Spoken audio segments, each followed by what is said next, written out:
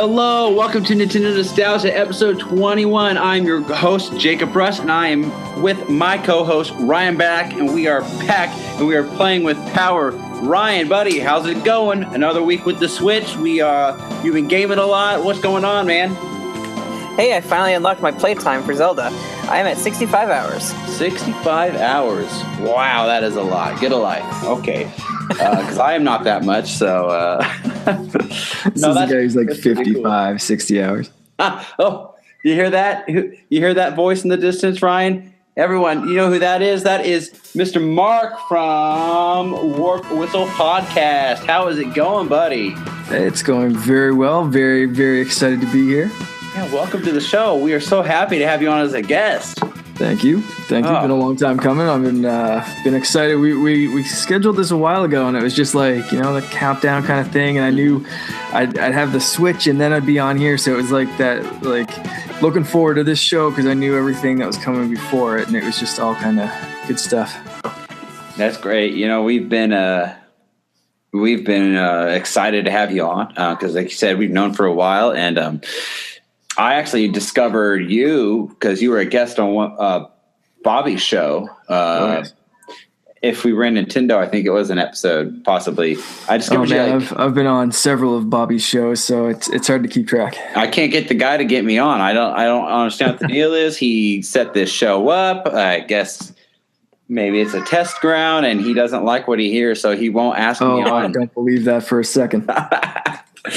Well, it's Bobby. He's the Nintendo guru. He's the freaking guru. We have to please this man. So you're gonna inflate his ego. You just gotta stop right there.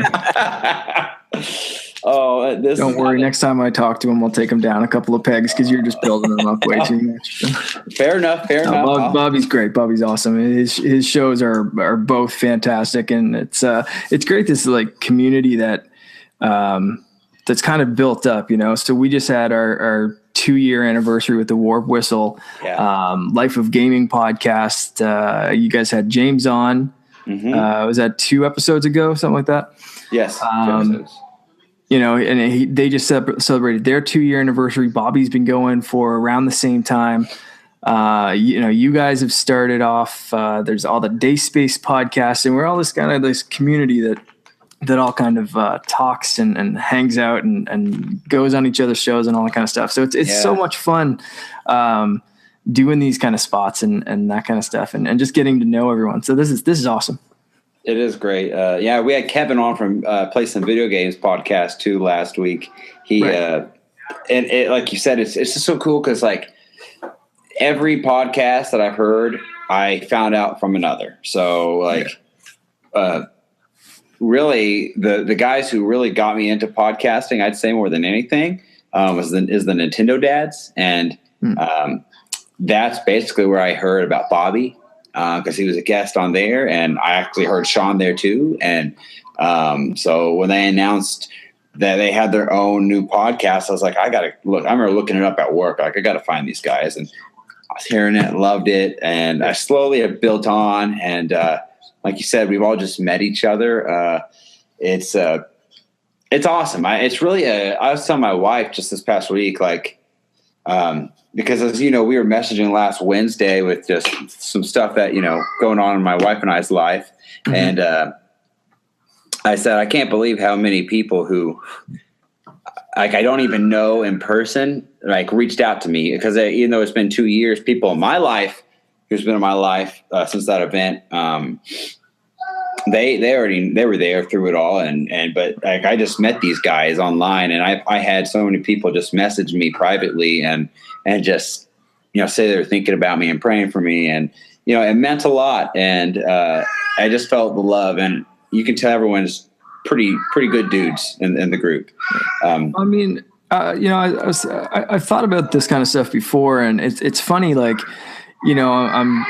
we've chatted a bit, and I'm just kind of meeting Ryan for the first time today. But it's like I listen to you guys every week. So for an hour, you guys are talking to me. Yeah. And it's like this conversation that we're having, even though it's you guys are kind of talking at me and you can't hear me back. Uh-huh. Then I message you about the episode or whatever. But like there's some friends that I have that I don't talk to for an hour or every, you know what I mean? Like this is consistent kind of thing. So they feel like, you know, all these people that the podcast that you listen to, it's like you're inviting these friends in, you're having this hour-long phone chat with or whatever. And it's so you feel that closeness to these people and that kind of stuff. And so it is this like community of friends kind of thing, you know, it's neat. Absolutely. It's awesome. I love it. Ryan started getting into it when I pitched him this idea, and Ryan, I'm sure you're loving it. Yeah, I'm loving every minute of it. I love podcasting. Like, it's a world I didn't even know about till Jacob's like, "Hey, we should totally do this podcast." I'm like, "Podcast?" So that was something I remember hearing about back when I had my like iPod Touch.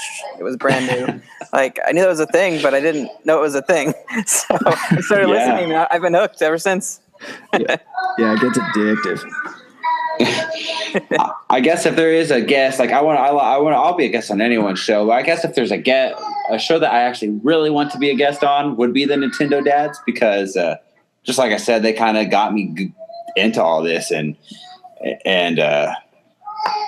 you know, I love their show. I think it's great, and I'm trying to qualify. I had a baby. I mean, I have to start my own show. You're literally a Nintendo dad right now. I mean, what more can you do? I thought that would qualify me. I mean, maybe I'm on the waiting list now. So that was my plan. Like, okay, what do I need to do to get on this show? Okay, we need to have a baby right now. like the second the test comes back, you're like, sign me in 9 months from now. I'm on the list. In there.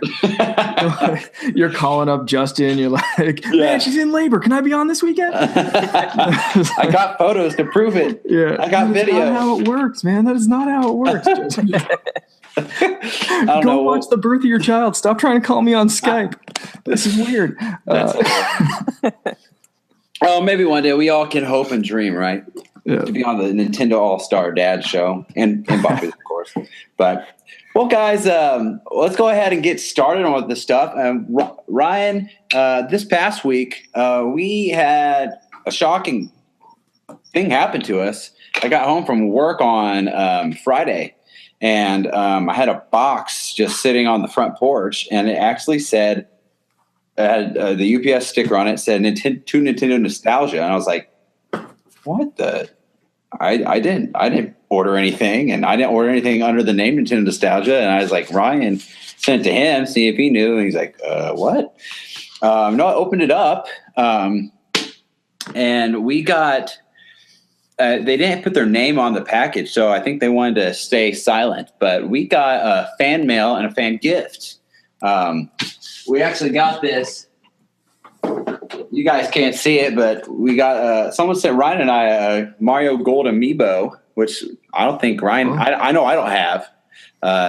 So I got it. I'm going to leave it in the package to keep it all as a nice decoration. But it was a gift from a fan, and I don't know who it is for sure. But I'll read the note real quick. It says, "Dear Nintendo Nostalgia, I wanted to let you know how much I enjoy your podcast. I really appreciate the time and effort that you put into each and every week. Your podcast has brought me back to gaming and even ignited a love for Nintendo that I didn't realize that I had. Every week, I look forward to your podcast on Thursday. I can't wait to see and hear what you guys do this year. I have gotten on board the Switch train and even went out and bought some retro games thanks to your show and community. To thank you for all that you do and to encourage you to keep doing it, I have sent you this golden Mario amiibo. I couldn't think of a better way to say thank you for digging up my old memories of Nintendo. Your show is golden." And like, you know, I'm trying not to like even shed a tear there, just thankfulness. Cause like we don't know. I mean, we see numbers of who listens and some people comment, and that is so encouraging. And that's like the whole purpose of the show. When Ryan and I set this out was, again, we've said it on the show before, Nintendo was at a different time, a different stage a year ago right now. And like the way people talked about them, the way people viewed about them, it bothered me because it's no secret. Like I am 100% all Nintendo. Like I don't own an Xbox. I don't own a PlayStation. I'm the biggest Nintendo fan you'll ever meet. And like, I feel dirty if I would ever get another system, like I'm cheating on my girl or something, like I love Nintendo, and I'm not going to give my money to someone else. I think so. I'm an ambassador for Nintendo, and I wanted people to remember the reason why, like, when Nintendo screws up and they drop the ball and they make mistakes and people get frustrated with them. I wanted to remind people why, like, you might get mad at them, and that's okay. I get mad at them, but you don't have to throw them in the trash and forget about them and diss them all the time. Like, and the reason I don't is because, like, this company, they made my childhood. They made who I am today. Like, yeah, there's a lot of factors in my life growing up that inspired me and motivate me and help make me to the man I am today. But the one thing that has been there from literally the day I was born, we had a Nintendo, and I have pictures of me as a baby pushing the buttons on the original NES on the floor. And I have all these memories with all the systems and different stories to tell. And I always love hearing people's stories from their past. Like, that's what inspired me to start a show more than anything, is I loved hearing people's stories. Like, that made me think of my stories and made me nostalgia. And like, Nintendo's this solid company that they've been around, my whole life, literally. And they have a magic about them. And like, for them to make mistakes when they're down, like, I just don't feel okay with ditching them and just being like, yeah, screw you, I'm done. I don't feel like they burn us on purpose. I think they take risks, and sometimes those risks don't pan out the way they hope, and sometimes they turn out to be amazing, and so the whole point of the show, like I'm trying to say, is to just remember the good days that you had with Nintendo, the games that mean so much to you, the music that you can hear and you think back, oh my gosh, I remember being an 8-year-old kid and playing this with my best buddy after school on Friday nights and going to Blockbuster and renting these games, and getting it for Christmas and my birthday. Like, I just think Nintendo is too special of a company to forget about and throw away when they are down. And right now they're up high, and we're so happy about that. But that's the whole point of this show. And getting fan mail like that, that's what Ryan and I want to do. We just want to remind people don't forget why you loved this company at one point. Don't forget what makes them special, So that's all I want to say on that. But that's it for the week. How can we top that like heartfelt thing? I don't mean to like steamroll your show or anything, but like, man, like nothing that I can say for the rest of this episode is going to have that much impact. That's just like, you didn't know this, man. I just want to go like hug my parents for getting me a Nintendo, right? And just like, go high five everybody that I sat around like an old 2-inch CRT TV playing 4-player Mario Kart. Like, this is like, that was just like awesome, man. Absolutely. Thank you. And that's why I got this gold Oscar podcasting. That's Oscar right here. So I want to say thank you. Thank God for everything he's done. And thank you to the Nintendo Guru for always sticking by my side and calling me out on your YouTube page. So, no, but great. That's great. I love it. And I think I speak for Ryan and I both that that's how we feel. And we're really grateful. So thank you. Please keep spreading the word. And everyone else, talk to us. We know we have followers, and we feel like we hear so little from you all. We want you to engage on the Facebook and even email us. But with that said, I talk a lot, and I said that a lot last week. So Mark, you are our guest this week. Let's have you bring your news topics that you have brought for us so everyone can hear your knowledge.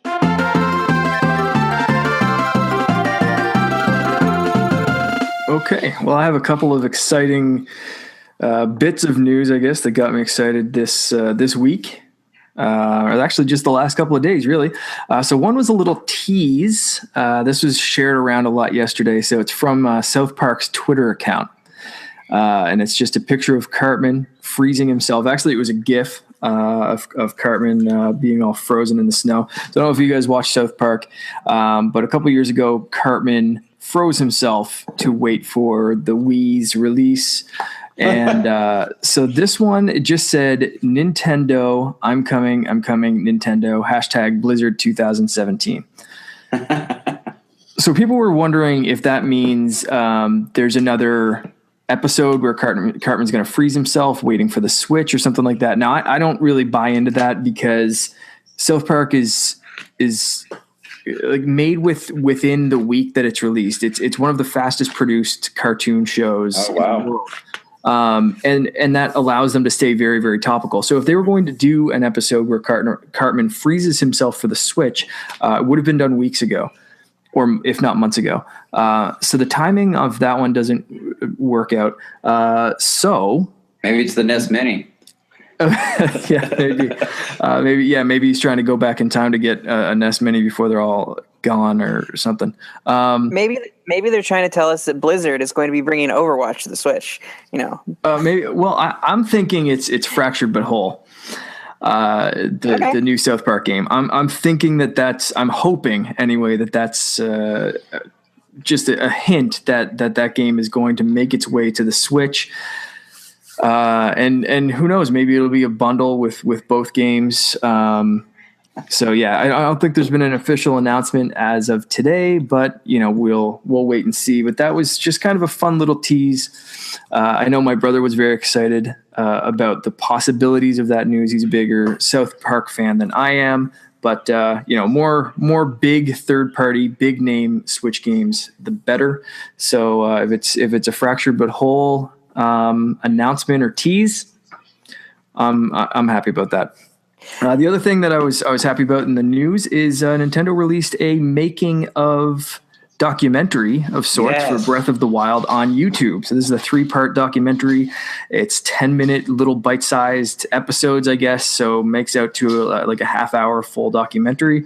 Personally, I wish it was longer. I would have watched 3 half-hour mini documentaries or whatever, to make this a full feature length kind of thing. But I'm really looking forward to just sitting down and taking a half hour and watching these. I didn't have time tonight. But I'm very excited to watch that. And it's cool to see Nintendo letting people peek behind the curtain a little bit.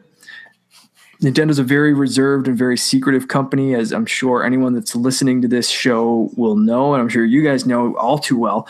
We all just experienced that with the Switch thing. We didn't know a lot about the UI and different features. We still don't know about features, and we have the thing in our hands. It's ridiculous. Right.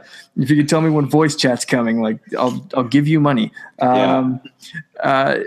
So it's kind of a very secretive company. And it's a very surprising move for a brand new game for them to release something like this. So it's cool. Maybe a shift to a new Nintendo. So it's a very, very neat little thing that they're doing there. Yeah, I haven't seen it yet, but I'm excited to sit down and be able to watch it. Mm-hmm. I'm really excited for that. Yep. So they're my 2 little news things that I'm excited about right now. Awesome. Thank you, Mark. Ryan, what you got for us, brother? I think the thing in the news right now that's got me the most typed, and you better believe I did it away, and that was 2 Global Test Fire is now downloadable. Like, I seriously queued it up, and I listened to the song that played today. Like, I just listened to it. Just the theme song for the game because I wanted to play it, and I'm like, you know what? It's so close. It's next week. We're going to be doing Global Test Fire. I can't wait to hook up with you guys and just go to town. It's going to be a blast. It's on the weekend, right? Mm-hmm. Friday. Yep, it is on the weekend. Yeah, Friday, Saturday, and Sunday. Cool. Yeah, it's going to be good. So I think for you guys are an hour behind me time zone wise. Okay. So I think the first one for you will be Friday at 3 p.m. and then 11. Because I'm that thinking sounds about right. It's 4 and midnight here, and then I'll be on work. Saturday morning will be 7 a.m. and then another 3 and 11. Okay. Because it's 8 a.m., 4 p.m., and midnight for me, and then Sunday I think is another 8/7 a.m. I think. So the times are a little wonky. Times are a little weird, but yeah, that's awesome. So I'm not going to give any spoilers or anything, but someone has completed the 900 Korok Seed challenge, and they got the item. Let me just say, if you do want to see spoilers, they're available out there, and it is hilarious, the item that you can get for that. So if you don't mind spoilers and don't plan on ever collecting the 900, check it out. It's pretty funny. Now I'd like to see how someone can collect all the compendium stuff, take the pictures of everything in the game. That would be an impressive completionist thing to do. I've been working on that, and unfortunately, my obsession, I probably will do all of it. It might take me a while, but I will get it done. See, I have to start the game over to do that because I didn't get any of the bosses or anything. So, like, I've been too busy playing and not really like taking time to take pictures and stuff. So just like collecting everything, including weapons and everything, it's going to be really tough to do. It's a good point. Right. I didn't think of that either. Because you can't really go back to bosses and stuff, right? It's like you think of completionists and then there's like this other level that you never even thought about. And you're like, shoot. I can't even do that. Yeah. That's like what I always hated about Metroid Prime and stuff. Like they want you to scan everything to get like a full percentage, but it's like there's some stuff in that game that like you only see like once and that's it. Like you have to get it. And okay, well maybe I want 100% it, but who knows? Okay, well what I brought to the table today was not really it's not really a news topic per se, but I thought it sparked some great conversation. I saw on my Nintendo News today you guys know me. I'm obsessed with the ukulele Banjo-Kazooie series stuff. So I saw a little article about that. Let me pull it up here. Character designer for ukulele explains why there is a decline in 3D platformers. And I just wanted to read the quote here real fast. It's from God is Geek. They asked, "We could be seeing a comeback for the genre with a Hat in Time, Crash Bandicoot Remastered, and ukulele. Why do you think this style of game died off?" So Steve Mayles is the character designer for ukulele. He made I believe he's the one who made Donkey Kong that we know today, and Banjo and Yuka and them. But he said, "I think the market got very saturated in the 90s with 3D stuff. As soon as we could do 3D, a lot of people did those sort of free roaming open world platformers. There was a lot of them about. I think people got a little bit fed up with them. And also with new technology coming in, new hardware that can do better graphics, people were eager to show that off. Developers were eager to show that off. With a more realistic product that didn't really fit in the cartoony world of the 3D platformer. For us, absence makes the heart grow fonder. If we tried this 10 years ago, we wouldn't have gotten the same response. But there has been that gap for so long that people have been crying out for another 3D platformer." So I thought that was very interesting. And I just wanted to take that and talk about just how excited I am that 3D platformers are coming back, because that is honestly my favorite style of game. I love the 3D open world platform like that. Obviously, ukulele, I cannot wait to get that game. But it's not just ukulele. Look at Mario. Mario is finally back to my favorite form. My favorite Mario game of all time is Mario 64. And I liked Mario Sunshine. I know a lot of people hated it, but I still liked it. I have good memories with it. But guys, so how do you feel about this?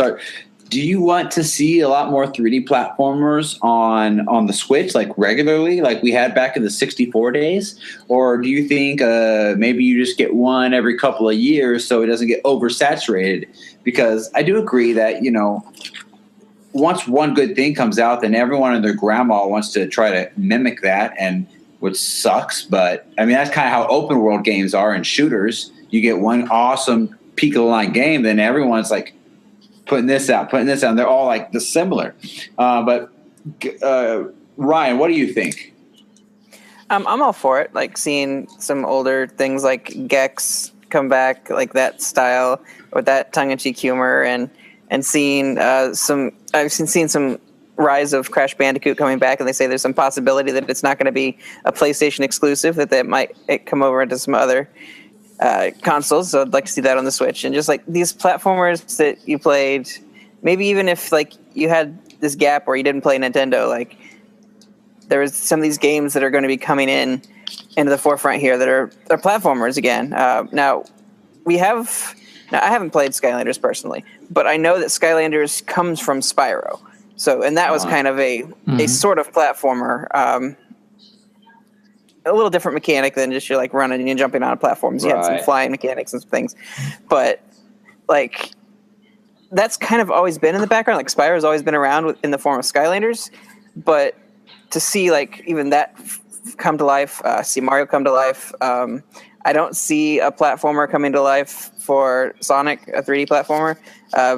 Yes, Adventure 2 Battle was awesome, and Adventure was pretty cool too. But those kind of hung around even in the slump of 3D platforming.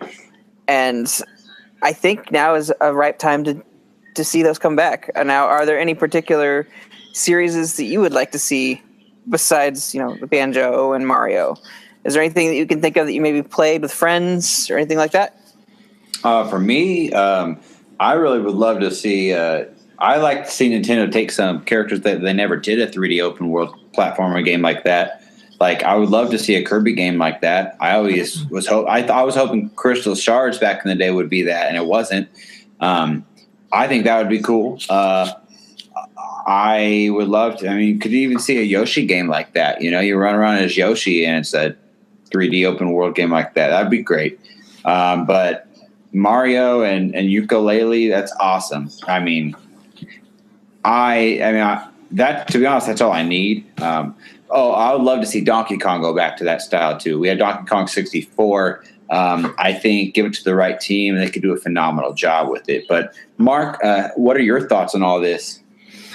I love it. I mean, I come from, the same kind of background as you guys, I think, of playing these platformers and really the mascot stuff. And Colin and I talk about that a lot on our show too, where Super Nintendo and N64, I mean, they were really just throwing out these mascots. And a couple of weeks ago, we were talking about Arrow the Acrobat.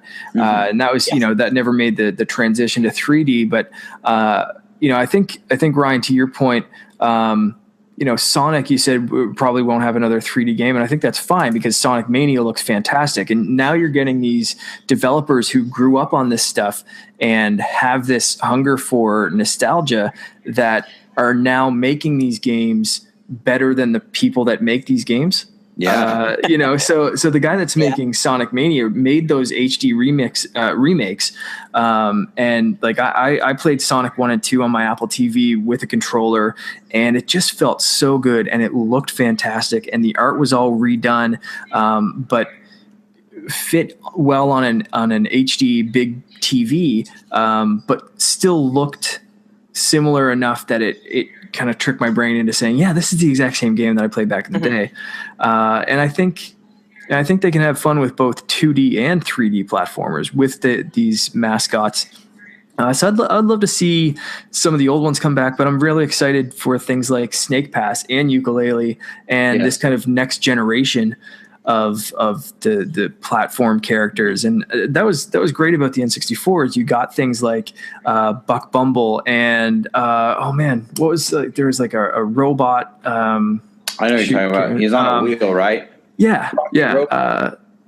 And I mean, like stuff like even Conquer. I mean, and you can have all those different flavors where some are really funny and some are just more kind of kid-friendly and humorous and that kind of stuff. And I love it. I mean, even going with the new Ratchet & Clank game that came out last year, like that was such a great throwback to that kind of genre. And I'm looking forward to the new Mario game and Crash Bandicoot and all these kind of games. I just and I think there's a lot of room for them not to be cookie cutter. I mean, if you look at all the Disney and Pixar and Universal animated movies, they all have different flavors. Some of them are more kid friendly. Some of them have more adult humor and that kind of stuff. And I think they can do the same thing with video games and tell interesting, fun stories that can completely change in tone and setting and all this kind of stuff and really mix it up.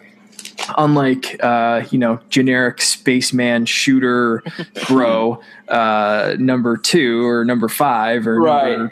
12 that, and like, I'm don't get me wrong, I love Destiny and Call of Duty games, and I'm hooked on Titanfall 2. So I love those games too, but something a little bit more bright and colorful, I think, is really going to fit and work well on the Switch, whether it's 2D, 3D, whatever. I say bring the mascots, let them loose. Yes. Yeah, I don't understand why people, I think we get this idea built up that, like, you can't have one or the other. Like, why can't we have a little bit of it all? It just seems like whenever there's one thing that gets popular, that oversaturates the market. And it's like, no. Shooters. Yeah. That's what it is right now. But back in the 90s, it was 3D platformers. Let's be honest. Like, that ruled the market. Mm-hmm. And again, going back to the movie reference, I saw Logan last weekend, and I'm excited to see Beauty and the Beast this weekend. Very different movies, very different tones. And, I was looking on the Apple TV of stuff to rent, and I wanted to watch Doctor Strange, and I want to watch Moana. Let's watch both of those. I'm going to watch both, and I'm going to enjoy both. I'm going to enjoy them for very, very different reasons, but I'm going to enjoy both. I might enjoy one more than the other. I haven't seen, Moana yet. That might be my favorite movie of all time. And I really enjoyed Doctor Strange. Can't wait to watch that again. So, it's you need that variety, right? And I think the video game industry needs the same thing. Yeah. Yep. I agree with that. Okay, guys, real quick. I want to do like a 5 to 10 minute discussion here. We're going to hop into basically, instead of what we've been playing, we've all been playing, it's no secret, Zelda and the Switch. So, guys, let's just talk about the Switch and Zelda and how we've been doing with it all. We won't talk too long on this again because I want to get to the main topic of the show. But I'll go ahead and start. Ryan, you mentioned the Splatoon test fire today, and a follower, a friend, I think it's Corey, messaged me on asking about the Splatoon test fire if I downloaded it and stuff, and I was like, no, I haven't yet, and he just made me aware that it was up there, and I went straight to it, and I kind of felt like I was like, I don't want to do this right now, but I'll go ahead and do it because I'm so mentally used to like the 3DS and the Wii U to where, like, if I went to the eShop, first off, it takes like a minute to load to get there, and then I have to download it. And then it took like 5-10 minutes to just download the thing, and I can't go play another game while I'm doing that. It's like I want to play Zelda, I don't want to wait here while this downloads. But I was like, okay, I did it, and it downloaded, and then it's like, you want to go back to the main screen? It took me straight back to the main home screen. I was like, oh, okay, yeah, I forgot about that. It was so quick. It was just like snap my fingers, and then I turned on Zelda, and then literally before the game had even started, it said download complete.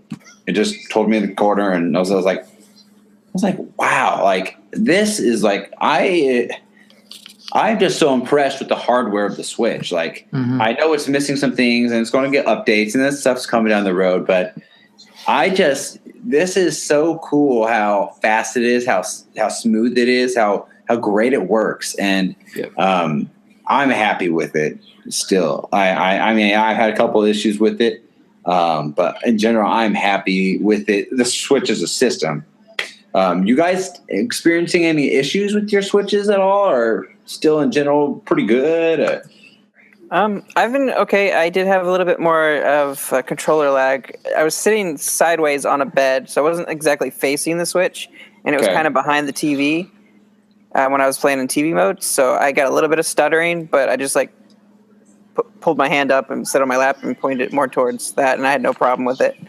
I did have some Joy-Con jittering while playing Zelda, but none of the real problems. Battery life's been great. I threw it into airplane mode and turned down the brightness a little bit, and it lasted a good long while. It was awesome. Like, I was like 4 or 5 hours while playing Zelda the whole time. It was pretty cool. I was very, very happy by that. You, Mark, everything pretty good for you?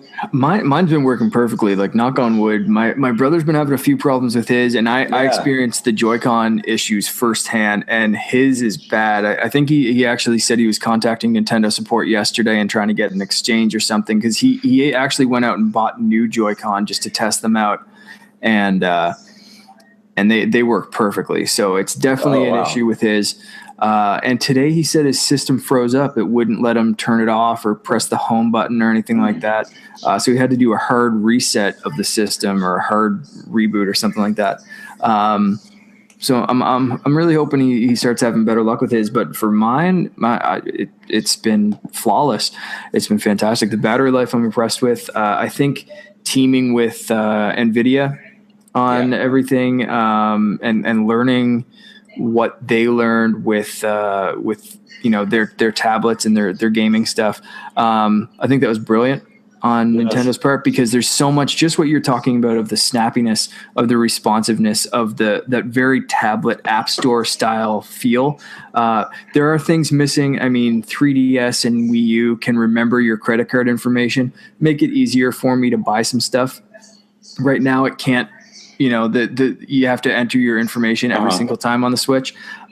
Slows down that impulse buy purchase, but right now there's not too much in the eShop to worry about impulse buying. But I think as that grows and grows, I think they need to solve that, and just a few other UI stuff. But hardware wise, I am in love with this thing. I find it hard to put it down. I like just taking it out of the dock and just carrying it around with me and just being like, hey, look, I have this. It's in my hand. So it's great. It's great. I had mentioned about the Switch, like the launch being like the birth of the Switch. And I feel like the Switch is very much in an infancy. Like, even as you play your Switch, like, you get to certain points, like today I just unlocked my playtime for Zelda. It finally told me how long I'd been playing. And after a while, you slowly unlock pieces. And if you get past 12 games, all games option appears on the end, and it's growing. And I feel like that's something that they'll keep adding stuff to it. It'll keep become like beyond infancy to a full child and a full, even just awesome beast of a system that I can imagine it to be. I'm sure it's going to be awesome. But just seeing like little things like, of course, account. Cards being stored on there. That stuff we may see rolled out when they do more online, when we're doing the paid service. I don't think we're going to get like lackluster until we start paying for it. But I think that we'll see some features coming in the next few updates. Do we know of any updates that are upcoming? Have they announced anything on that, or is it just pretty hush-hush right now? Nintendo hasn't announced anything directly, but a developer who wanted to remain nameless said that they are working on a patch, because have you guys heard about the Wi-Fi issue that might be causing some of the slowdown? So apparently there's, for anyone that doesn't know, there's an issue with the system going out and trying to automatically connect to new Wi-Fi stuff, even if it's connected to a Wi-Fi network already. And that's using up a lot of system resources, which is causing slowdown in games like Zelda, even worse slowdown than, you might experience slowdown in Zelda when you're in an area with a lot of grass and a lot of things moving and going on the screen. But then there's other times where you experience it and there's nothing around. You're like, why did that happen? It's happening in Fast Remix. It's happening in other games as well. That really shouldn't have any slowdown. And that's because of this issue, apparently. Apparently Nintendo's aware of it. Apparently they're working on a patch. They haven't announced anything officially yet, but I would say we're probably a week or two out from seeing, what are we on right now? 2.0.0, I think. I'd say we're fairly close to a 2.0.1 or something like that, where they just do little tiny bug fixes and don't mention anything specifically, but it just rolls out someday. And it's just like, hey, there's a little mini update, bug fixes, blah, blah, blah. And they just do that. But as far as a major update, I'd say we're a little bit away. Cool. Yeah, one thing you mentioned when you guys were talking about playing the system, portably and everything. Like, gosh, what I love, I didn't like. I play mostly in my dock on the TV. That's how I'm going to game majority of the time. But gosh, it comes in super handy when like Becca, my wife, wants to watch TV, and it's like I'm like, okay, and I just pull the switch out, put my Joy-Cons in, take it to the side, and a lot of people are mad that Netflix and Hulu aren't on the thing, and be like, you know what? I am so happy it's not, because I don't know about you guys, but the whole pitch with the Wii U is supposed to be that you can play your games where someone wants to watch TV, but you know what? It doesn't work when your wife uses your Nintendo as your Netflix system, and I have to turn it off so she can watch Netflix. Right. But with this, she just turns on the TV, starts watching what she wants to watch, and I literally she doesn't have to use my system to do it. So I'm fine with it. I don't care. I'm playing games anyway, so. Yeah. I very much feel you there. On the Wii U, I hardly got any playtime on it because my wife was using it for Netflix, and that was her preferred way. We had a PS4, but she wouldn't use it for that. She liked having the gamepad right there, and she liked to play on that. So I didn't really get much hands-on time with the Wii U, and now with the Switch, I made sure, and I got her one as well, so that if we wanted to play Zelda, which I knew was going to happen, we didn't have to switch off. We could just you have yours, I have mine. If we want to watch Netflix, I can just pop mine in there. You can start watching it. But if she wants to watch something else, she can pop hers in there and watch it on hers or what have you. So we try to keep it pretty versatile, and it seemed like a better option than buying, another Wii U at the time. So, and we still use our Wii U for Netflix. So, and I don't think that's going to change anytime in the near future, but we'll see how the dynamic changes once those streaming services come, like Hulu and Netflix and Amazon Video and what have you.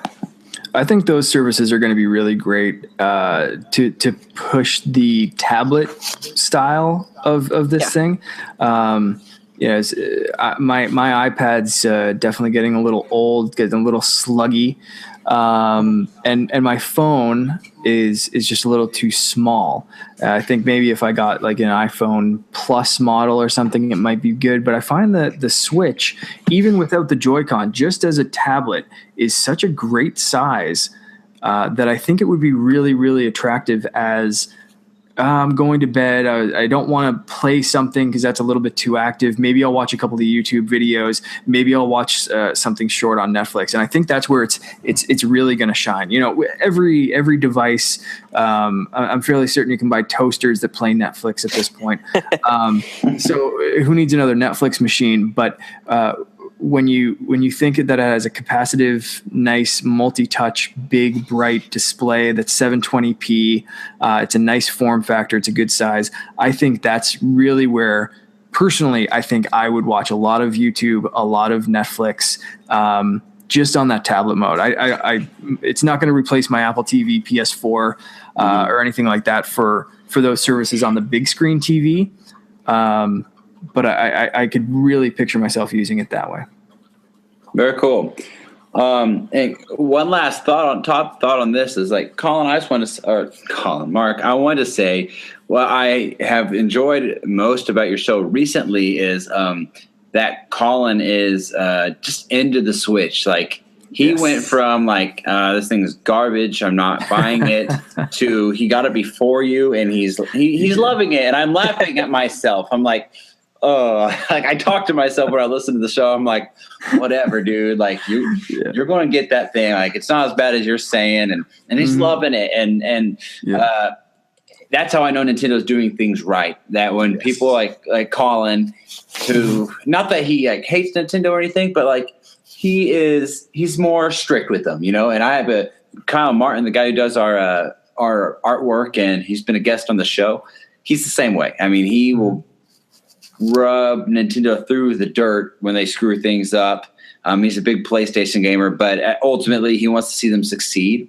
And he's loving the Switch and Zelda as well too. So that makes me so happy. And Colin, I'm really excited that you're enjoying everything, because when you talk highly, I know Mark and I, we think the same. We're going to be there for Nintendo, but man, when Colin's on board, it's that feels good. I'm the same way. I laugh every time he does it. And he sent me a couple of pictures today. He was all excited. His Switch case came in. So I had lent him an old iPad case, and he's been carrying it around in this iPad case. But I mean, it's the iPad was a full size iPad, so it's a little bit taller and snug fit wide and that kind of stuff. But he's been carrying it around in this, but he finally got a proper Switch case today. Cool. And he was sending me pictures. He's like, it's perfect. It's awesome. I love it. Awesome. He's like, and it's just like, man, you are such a roller coaster ride, and I'm enjoying this so much. Oh, you mean he shows his true colors off the show. I got you. He's really a fanboy at heart, right? Deep down. Well, I think so. I think he's a critical fanboy, but I think he's going around and remembering some stuff. We'll go with that. Obviously, we've been playing Zelda. We were spoiled a lot last week, but I don't want to talk too much about Zelda. We all love it. All in agreement? 100%. Yep. Cool. Well, let's get to the main meat of the show that brought to you by Mark himself. We are talking about Mario Kart 64. Yeah.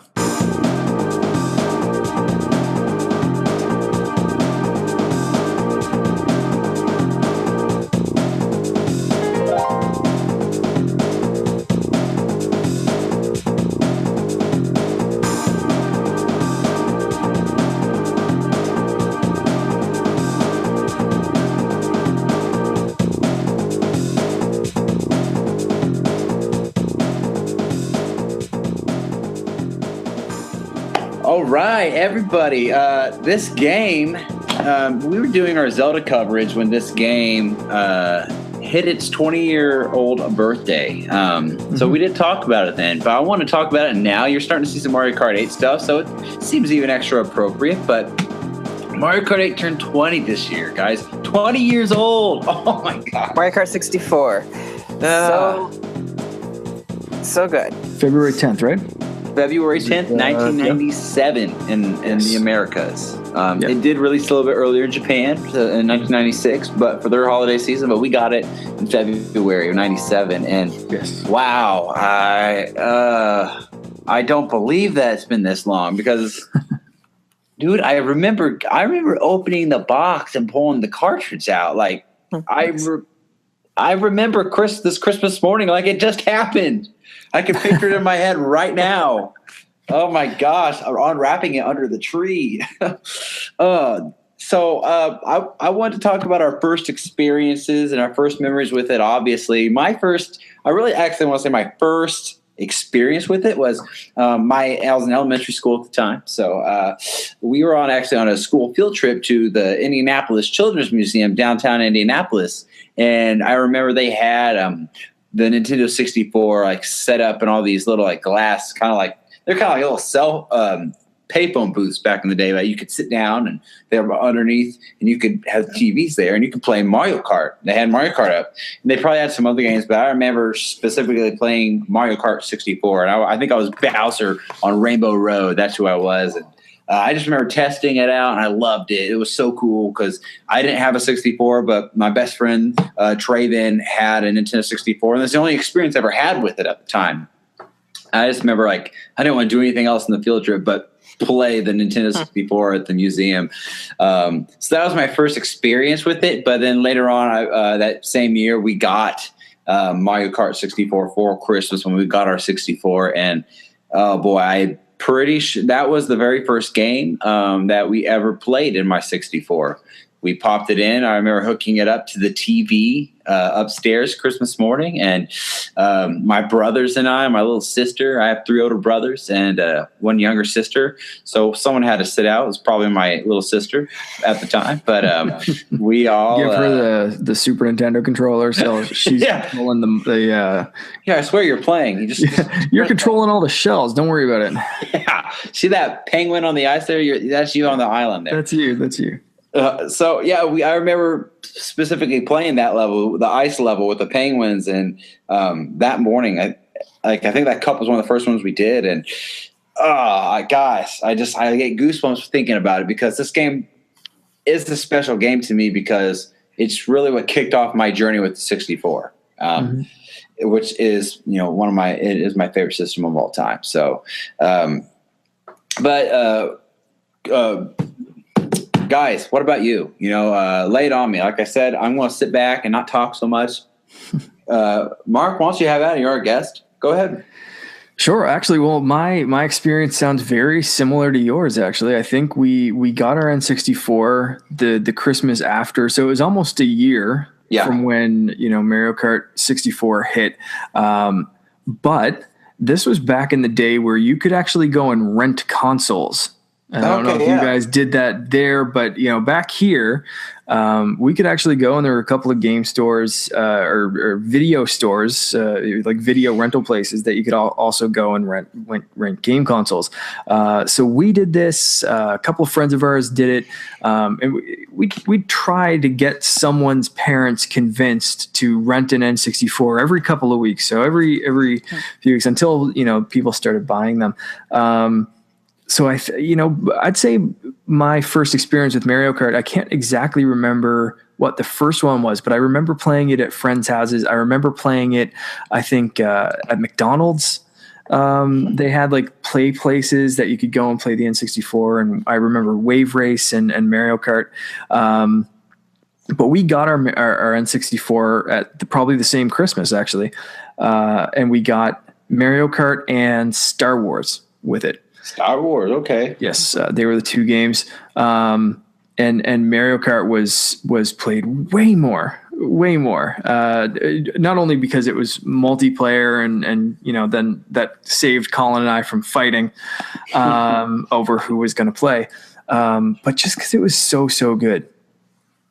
And man, I remember like we put so much time into that. Like that was one of those defining games of the N64 of it was that and like all these multiplayer games, right? Like that was the big thing because 4 players, because then you can have 4 people over. And we had this group of pretty much like 5 friends that would always hang out.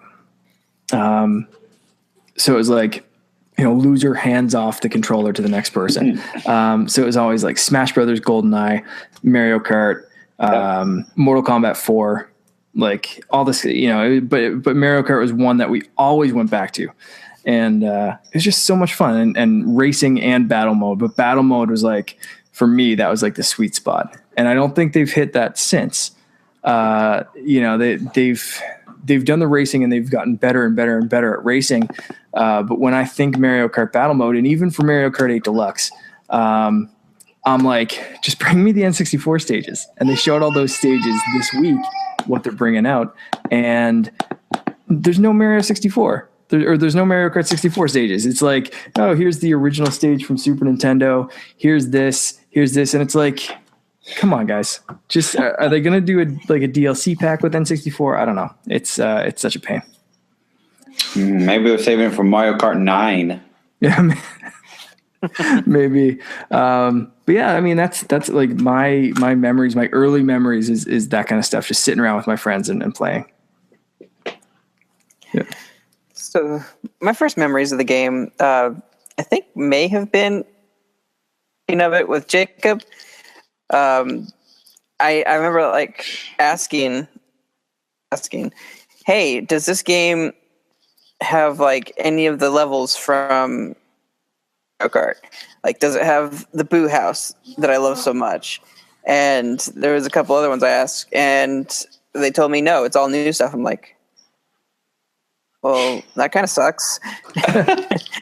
And so I was like, well, does it play like Super Mario Kart? And like, no, it's all 3D and it's totally better than Super Mario Kart.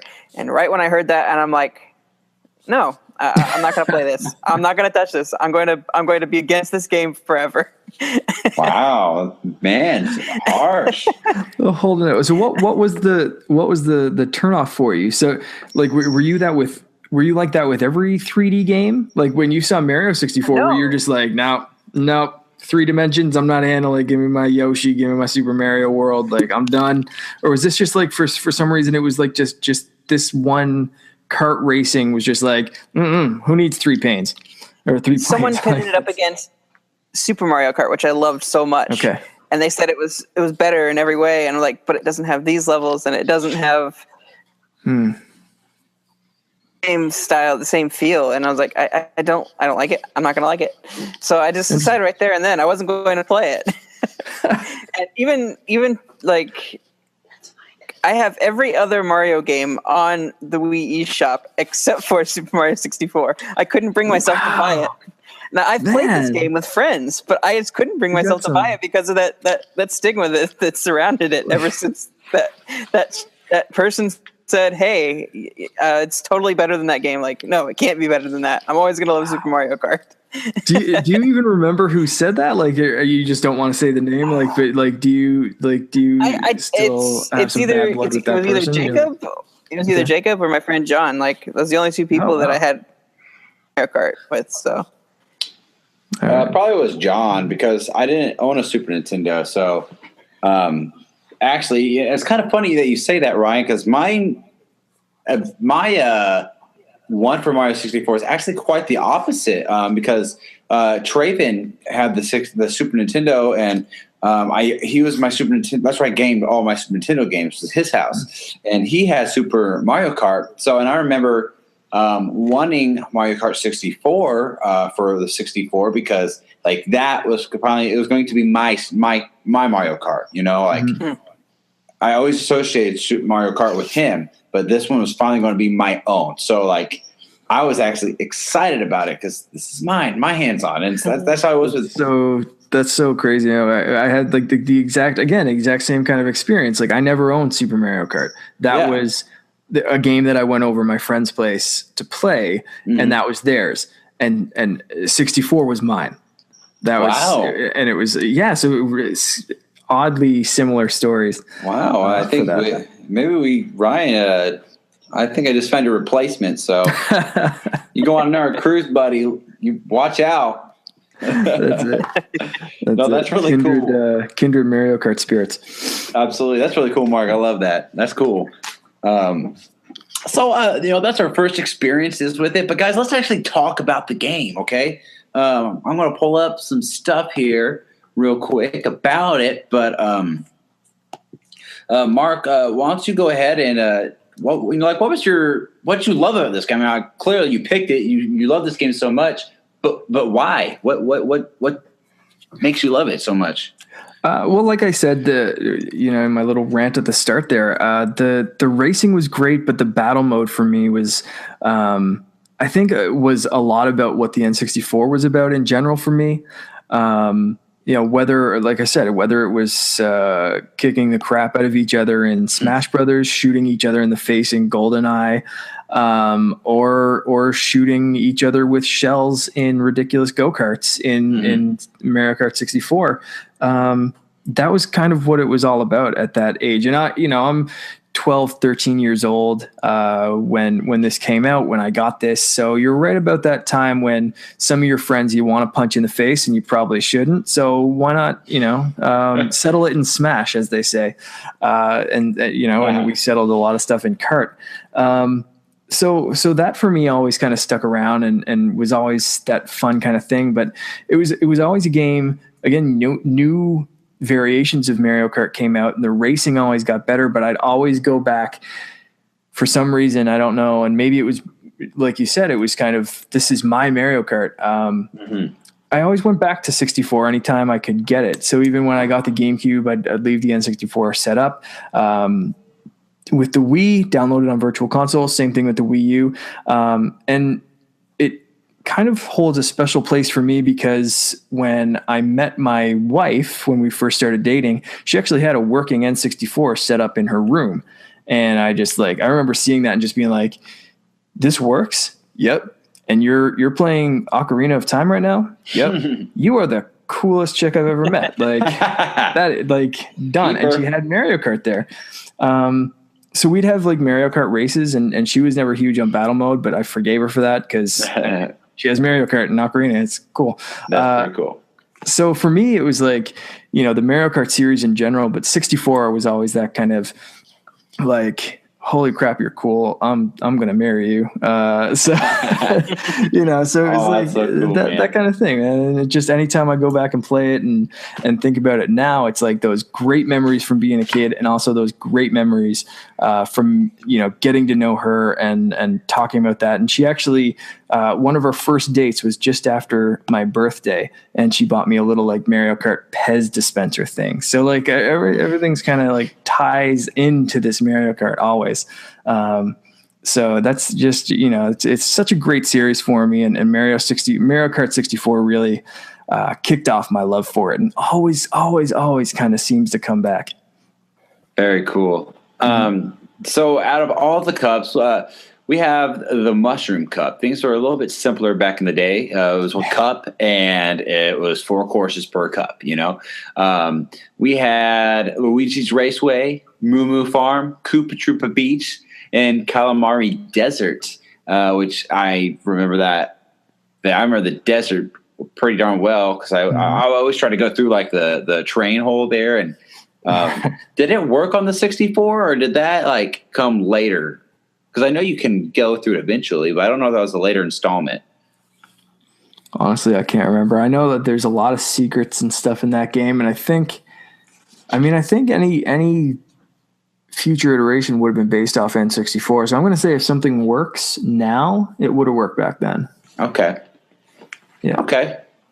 I mean, you know, Koopa Beach is a great example of, you know, you save that mushroom because you go off that jump and go through the waterfall and take that little shortcut. And it's great. But it also showed off the game's elastic physics, where you'd do that and you'd be a good 30 seconds ahead of anyone else, and then everyone else would get this crazy speed boost and catch up to you, and you're like, what, like, why?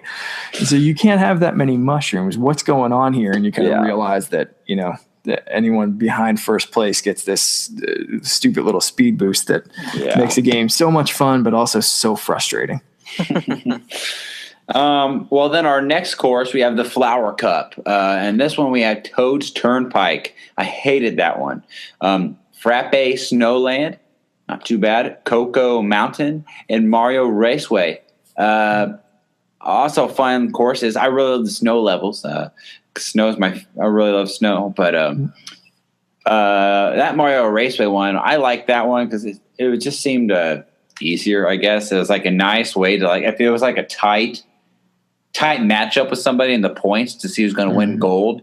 Like, I felt like that one it's a manageable course to where, like, it's not too difficult to be able to take control as long as your destiny's in your hands. Like, and like Frappe Snowland or Toad's Turnpike and Cocoa Mountain, like, there are objects coming at you. They're going to hit you that can interfere with how you perform besides just the CPUs.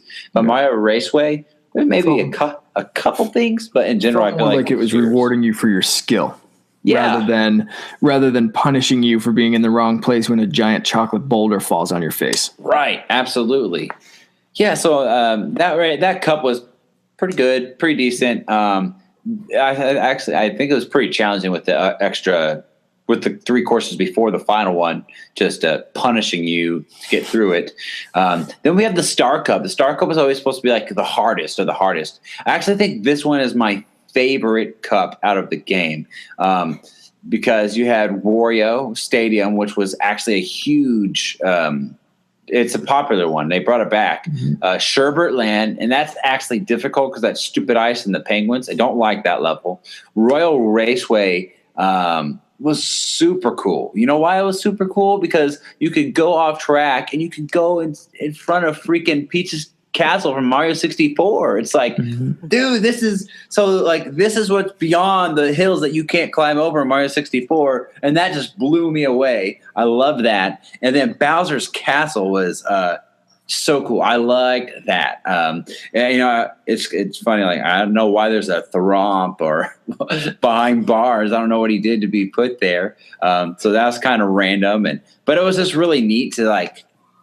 Because at the time, I had never beaten a Mario game before. So Bowser's Castle, like, it blew me away because I was like, oh, I'm seeing the inside of King Bowser's Castle. Because I had never seen it before. I mean, at least not my own experience of playing Mario, because I actually didn't own Mario 64. So when I got this, I didn't have Mario. I hadn't seen. Well, you don't even see his castle actually in that game either, because you're in the Peach's castle. But so that just baffled me to just like in awe to be like, wow, this is really neat.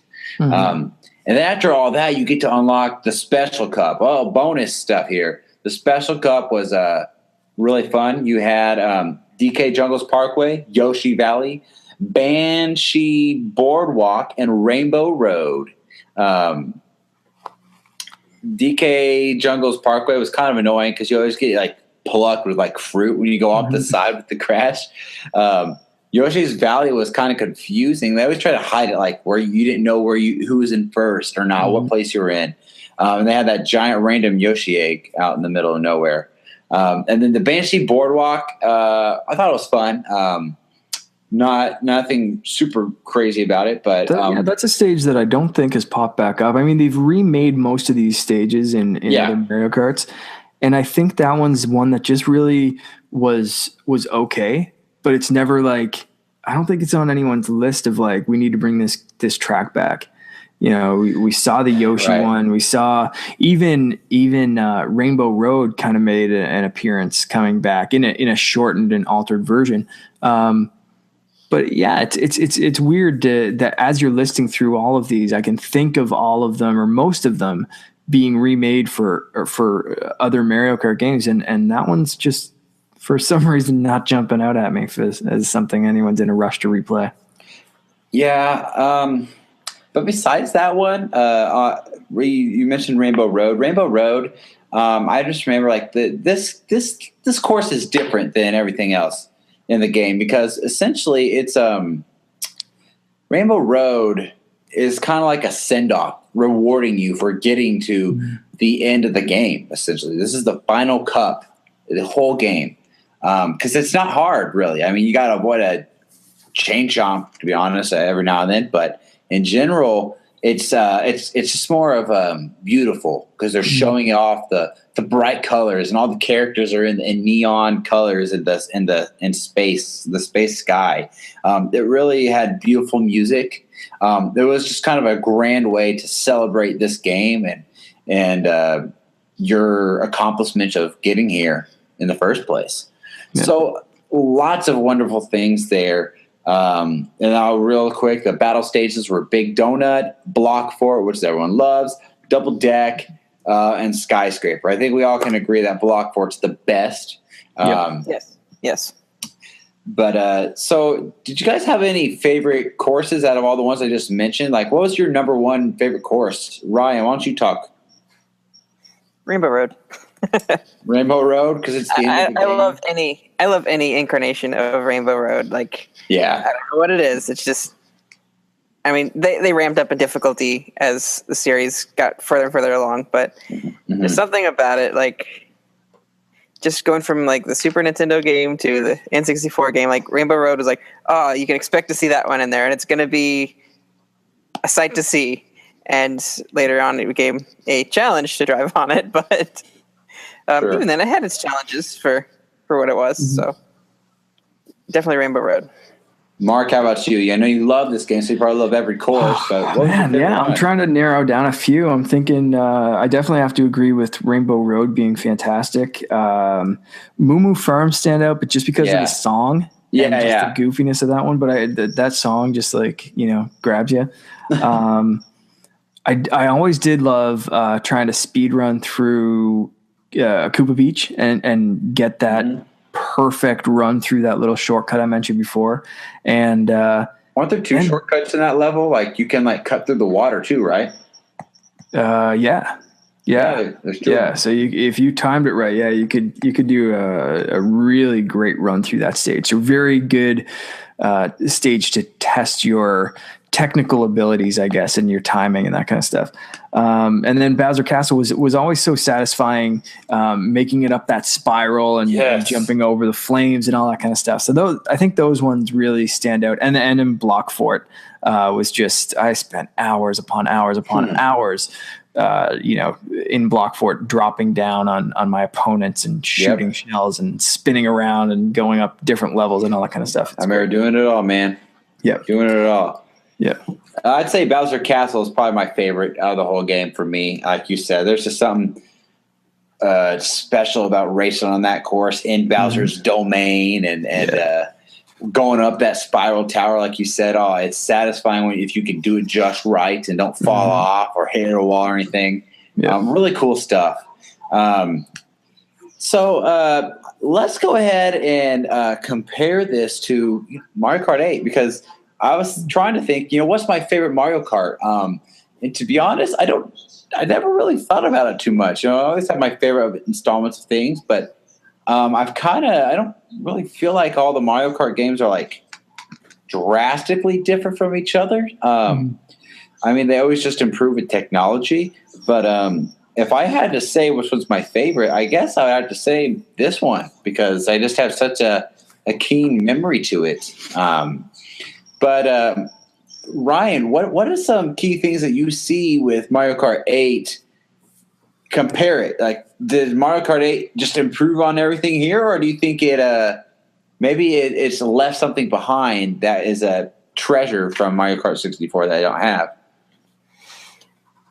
Honestly, I can't really compare, because I feel like Mario Kart 8 is a completely different game altogether because of the hovering mechanics and just some of those things, like, and the fact that they did include some bike ability as well. Like, it's definitely an evolution of the series. I mean, Mario Kart at its core is, racing around on tracks and using items to take out your opponents. Like, now, as far as items, I'm not 100% like sure on what items like are coming from, like what was in 64 and what came back in 8 or anything like that. Like, I am not well versed in that. I do have a confession to make. Mario Kart 64, and I was kind of withholding this, but Mario Kart 64 was the game that told me and proved to me that I suck at racing games. Like, that is not my genre. Like, put me in a battle mode, I'll love it. But I didn't do so much on the racing side of things because I was not very good at it. Like, that was one thing. Like, I excelled, like, playing against friends, but that game, I was always in last. Man, you and Mario Kart do not get along. I'm sorry about that. We're digging up some deep-seated memories here.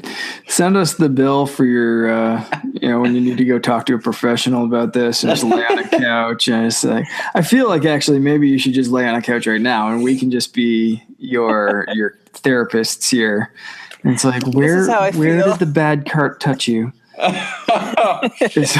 Well, I know Ryan's idol Tom really likes this game, so I think we might have to have a little sit down session with Ryan and Tom here and have him knock some sense into Ryan a little bit here. Definitely. And that's one thing I liked about Mario Kart 64. Actually, if you sucked at racing, you challenge your friends to a battle mode and you just shoot them in the face with a bunch of shells. Really cool. And that's one thing I felt a lot of the follow-up Mario Kart games failed at. Whether it was, they had a battle mode, especially 8, very much so 8, and I'm so glad they're rectifying that seemingly with Deluxe. But even some of the games that did really get the battle mode right, like I remember playing a lot of battle mode on like the DS, Mario Kart DS, even a little bit in Mario Kart 7. There was just something about it that I don't know if it was stage design or the feel of it or something like that, but they never really captured that fun. And it may have been, again, the age and the just perfect timing of when Mario Kart 64 came out. But to me, they've always improved on racing and they've improved the mechanics and brought cool items in and took some items out and we're getting some of those back. But battle mode for N64 has, I think, for me, never been topped. The racing, I think, Mario Kart 8 is so fluid and so nice and so beautiful to just look at.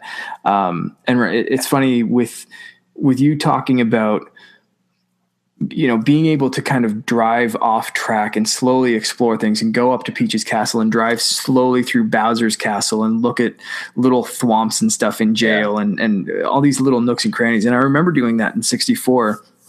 And I think 8 was the first game I really wanted to do that again, just because it looked so good. All the stages looked so good in HD. And it was just like, with the DLC, I remember getting that dragon stage.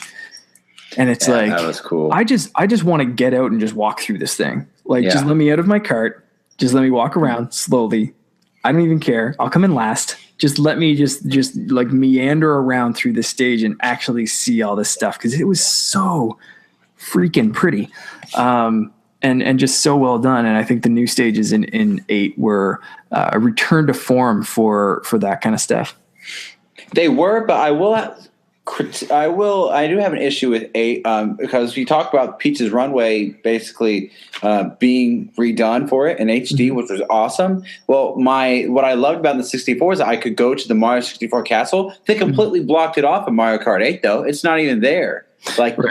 You can't even see the castle, which was the most frustrating and annoying part to me because I'm like, that was my favorite part of the whole course. Like, I would have loved to see the Mario 64 installation of Peach's Castle in HD, just drive around. Like, wouldn't that be awesome? Yeah. Maybe like an Easter egg is like, hey, Mario 64 HD remake on the way. Like that'd be so awesome.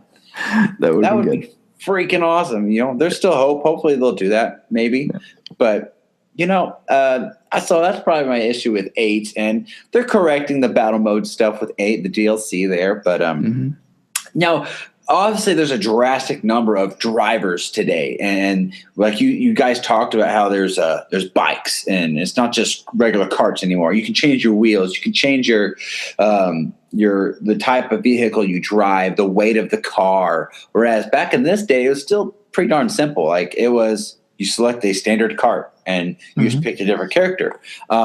So the characters for the games, that kind of made it depend on how fast you were going to be. It was all in the character you chose. Okay. So we had the simple cast: Mario, Luigi, Princess Peach, Toad, Yoshi, Donkey Kong, Wario, and Bowser. And fun fact, my boy DK actually slipped into the game at the last minute. He was not supposed to originally be there. He's supposed to be Kamek Koopa or Kamikoop, the wizard dude from Mario, he was supposed to be in the game actually instead, but they took him out and put Donkey Kong in. So I'm happy about that. But you basically, I always chose Yoshi. Yoshi was the guy to go for me. He was the fastest. He was the smoothest. That's who I won all my races was Yoshi. Now today, you're probably not going to pick Yoshi because it's a lot different. I honestly kind of miss the simplicity of this Mario Kart game of just choose a driver and go. And you could just grow with that character. Like, whereas now I feel like I can't even play with certain characters, even though I may really want to be a blue Yoshi or a red Yoshi. I cannot be them because just they will not be able to keep up with the competition of this combination for that person. So I guess that's maybe my biggest issue with Mario Kart games today is I think they took the fun out of picking a character and being like, this is my character.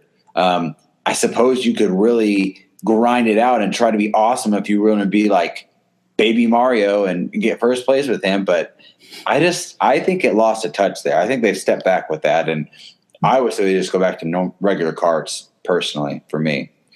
I think a big part of that is the characters changed where they try to do weights. Like Bowser's a heavier character. Right. And like before that, like you didn't really have that. They were just racers. They were just skins of a racer that you could play as. You could pick your favorite character and it wouldn't have a different performance because it didn't take into account weights and well, even 64 actually did take into account weights, I believe. It does, yeah. Yeah, that's because I remember a lighter character in battle mode.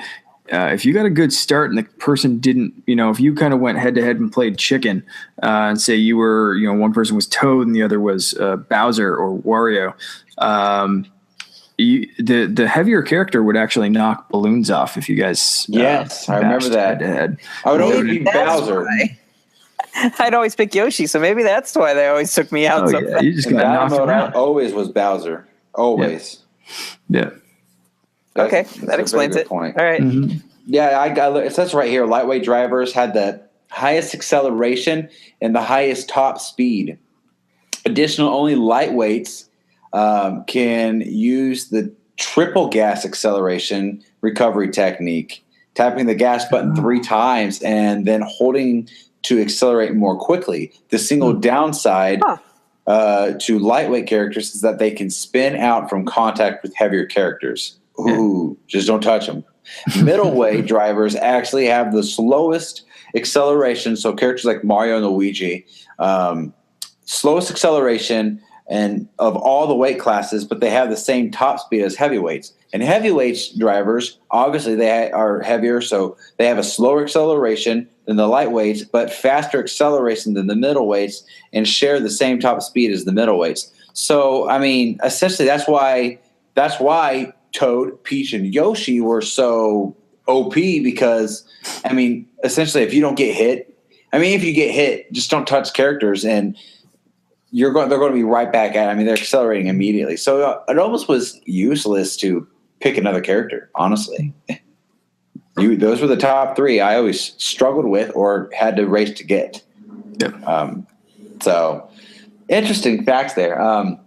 And one more interesting tidbit I want to talk about on the game was, guys, I said in the post today when I was advertising for the show that it's the first 3D 64-bit game. And actually, you know what? The characters are not. The characters are actually 2D sprites, but it deceived you because the graphics, the courses were 3D, but your character was actually a 2D image, and it looked like you were in 3D. So Nintendo did a great job of fooling you, and I never realized that until just like this year, researching Mario Kart 64 stuff, and I was like, wow, I never noticed that until now. Maybe that's why it's so difficult to go back and play for me today. Like, when I try to play that game today, it's like, how did I ever get good at this game? Because I was really good at it back in the day. Yeah. But I just thought that was really interesting that even though it was a 64-bit system, and that's what they're pushing and everything, they still chose to make the character sprites 2D. Yeah. You saw that a lot in N64 games. It wasn't usually the sprites, but since this game, the sprites basically stayed stationary and the stage kind of moved around them, right? So that was the 3D space they were going in. But you saw that a lot of stuff with Mario 64. The trees were kind of like 2D cutouts kind of thing, same kind of thing. And you can really tell in Mario Kart 64 if you play 2-player, because your character will kind of be centered and the other characters will kind of look like they're leaning or they're stretched in a certain direction.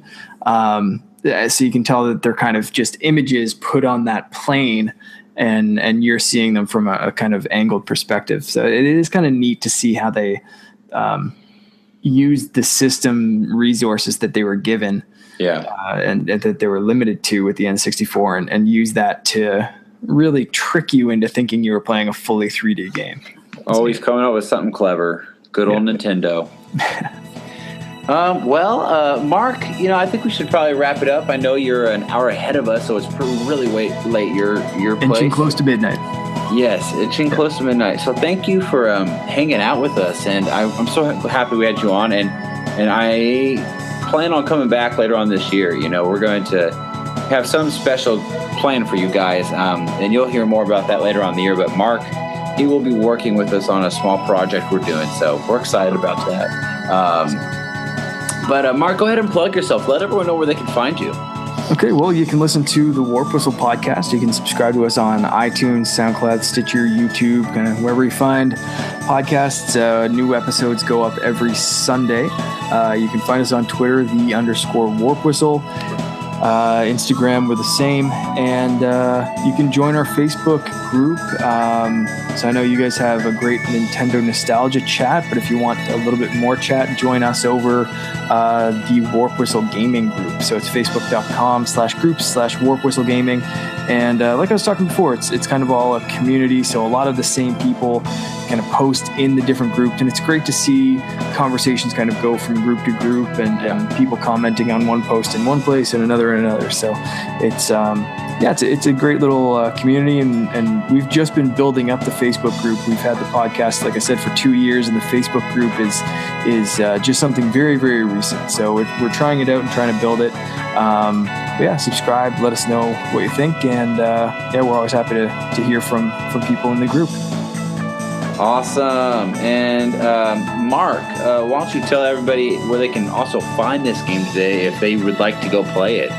If you were listening to this show and you said, you know what, someone told me that Mario Kart 64 was so much better than Super Mario Kart, I really should go and give this game a second chance because it's one of the greatest racers ever.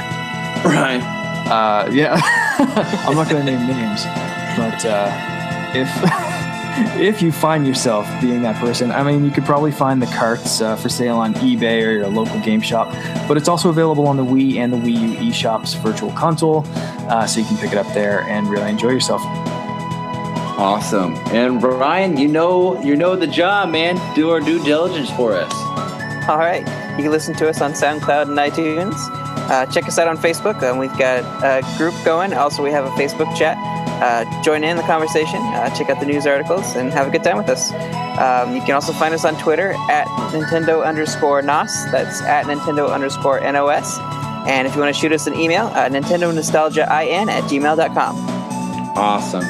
Well, guys, thank you so much for joining with us. I loved, doing all the Zelda stuff, and I loved doing all the Switch talk. But it feels good to get back to like a kind of a normal routine too. It's kind of like when you're on vacation, and it's awesome and it's fun. But there's something nice about just getting back home and just settling back in and getting back on your routine. So, expect this at least until E3 hits, and then we do some more special stuff. But or unless something out of the blue surprisingly comes up. But thank you guys so much for listening, and we will catch you next time. See you later.